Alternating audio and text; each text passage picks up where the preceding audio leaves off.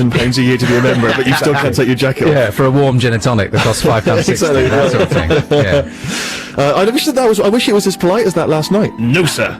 No. I So would this have all started respected from a that. run-in you had? Yeah, well, it wasn't me that was affected by it, but two friends that I know are mutual acquaintances of yours, Christian and Nikita, yeah, they wouldn't let them in, although I felt they were dressed perfectly respectably, as did many other people. Yeah. But I was furious. And I did that thing which is exactly what you should do with bouncers, the way to tackle them, of course, sarcasm. Yeah, That's what they they love always that. appreciate. Love it. They always appreciate that. And also, as I walked away, I just muttered under my breath, "This place is a shambles, mate," which frankly wasn't enough. It didn't. He didn't hear me, and it had no impact. So My brother's got a very, very posh friend, actually, called Rafe, who, on being thrown out of a club, was then held up in court for contempt and drunken disorderly and everything else. And the policeman read out the comment, and he said, on being ejected from the club, the defendant said, "How dare you do this? I've been coming here for years." Which is what I say when I'm thrown out of any club, even if it's just a nightclub in a provincial town. Yeah. How dare you do this? I've been coming here for years. Exactly. Even if I'm being thrown out of a Greg's the Bakery. Yeah.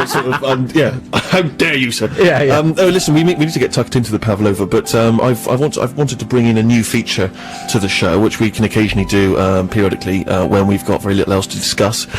Because last week I discovered that I've got a pigeonhole, and basically, as you know, people from record companies come round and they stick CDs in the pigeonhole at Six Music in the hope that DJs will play the songs on the radio. And I think it says a lot about the high esteem in which this show is held, and the huge influence I have as a DJ, that I've not received any of the current big releases, no Arcade Fire, no Bright Eyes, no Kaiser Chiefs, nothing like that, although I have got the latest one from the Trouser Snakes, so that's excellent. But I'm afraid we're not going to be playing that one today. Anyway, normally I don't like to play songs that you can't already rush out and download or buy, because I always think that's a bit frustrating, but I thought I would break my own rule this week and we could test drive a couple of tunes. So the first one I've got is by a band called the Gyro Jets, or Gyro Jets. I've added a the when it's not needed. Again, I'm sure many people who are already listening are familiar with this, but this is something I dug out of my big hole this week, and it's, oh come on, no, don't laugh, come on. And it's a song called My Favourite Thing About Jane. My Favourite Thing About Jane by Gyro Jets, who've apparently become the first band to ever get signed to a major record deal, and having come from Inverness. That's apparently a piece of fascinating, interesting stuff about the Gyro Jets, or Gyro Jets. Goodness me, it's so easy to stick in the, isn't it? Released 30th of April, and The Sun have called them one of the hottest bands of 2007. Harry, did they light your fire? I liked it. From the intro, I thought it was going to be a bit more jangly, because you know I love the jangle. Sure. But you know, it was an enjoyable romp. But they did nick the tune from The Passenger by Iggy Pop, surely. Oh, I don't think you can accuse them of that. I know the tune. I'm just looking at the listeners. Please don't patronise me. I looked you straight in the eyes there, Steve, but I wasn't doing it for you. I was doing it for the listeners. I appreciate it, nevertheless. But enjoyable nonetheless. It was enjoyable. I wonder, is it anything new, Rufus?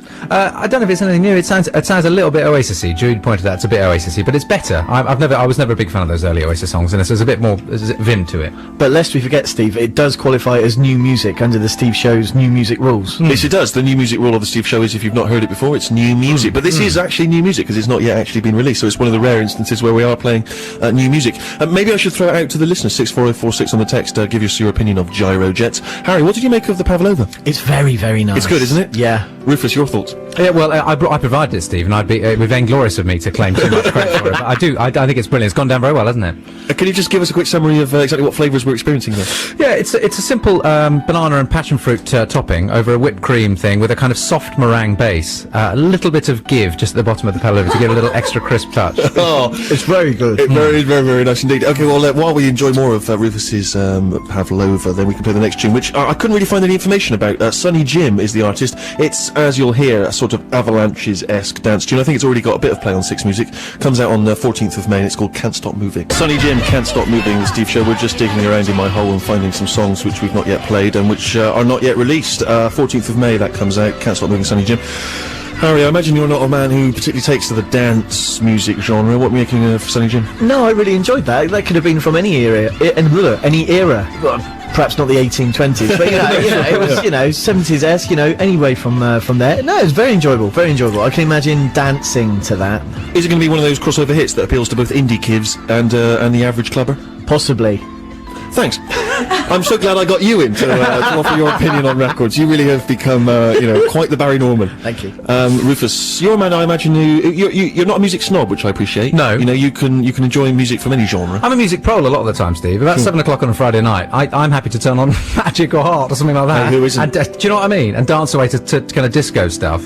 And that kind of slips nicely under my kind of little Quincy Jones, string sting kind of music, and a little bit of Rolls Royce kind of Candy Staton kind of sound. I loved it. Really. Oh, really? You enjoyed it that much? Yeah. The great thing about the Magic and radio stations, I don't know if they're necessarily stations which are familiar to people all over the country. It's very much the what would the average song be you'd hear on Magic? Car wash, or kind of right, or maybe some Fields of Gold. Ooh, nice. Yeah. But the great thing is you only tend to hear it if you're in a cab. Isn't it? So normally an illegal minicab that will have that on. I think that's going to happily. The guys in the back are going to appreciate that. There's no meter. You're guessing how much you're paying. Exactly. So you can't really concentrate on the music. They're always on the phone. Yeah. What I like about those cab drivers is that it's like who is willing to talk to them at 3 a.m. for like hours at a time. Who are they speaking to? Are they even cabbies? Even if it's people, even if it's friends abroad. I mean, who's still willing to sit on a phone for like an hour and a half? Is it other cabbies? I guess maybe it is. Yeah, I suppose it is. If they're all doing it, then there's only one person they're speaking to. Exactly, right, exactly.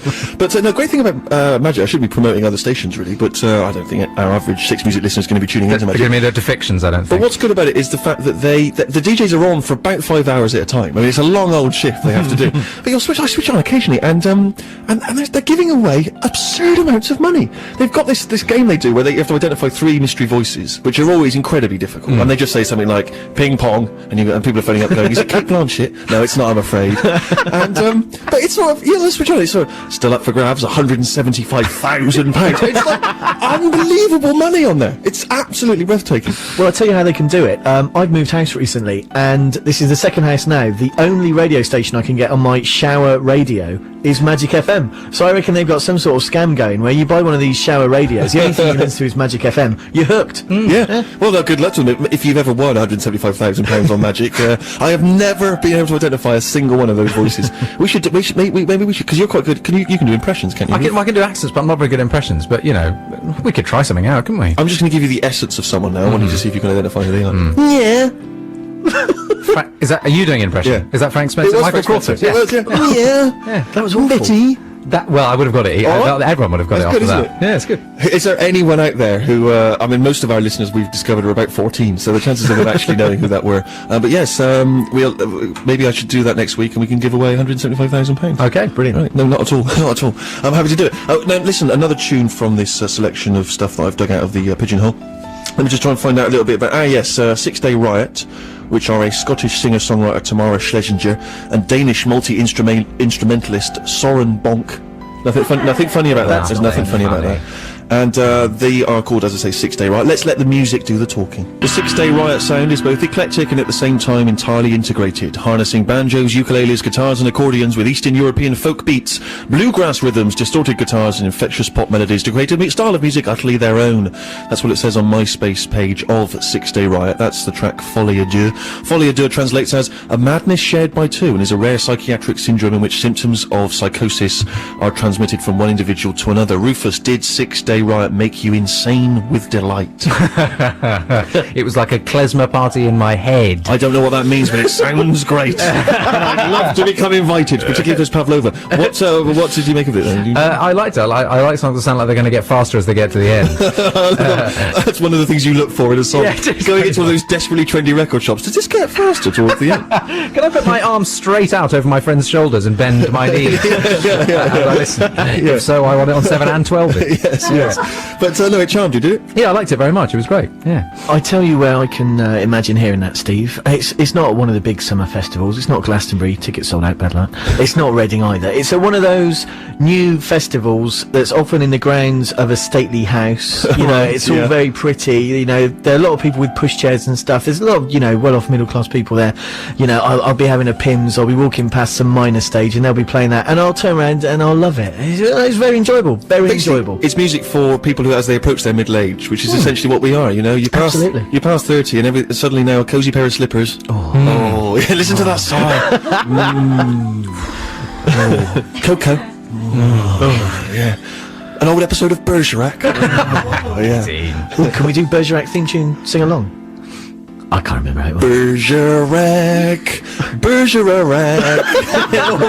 Yeah, we were talking earlier, if you weren't here, but we were talking about the fact that the very best TV theme tunes, you're able to sing the title of the TV show to the music. So, famously, the A-Team, the A-Team, the A-Team.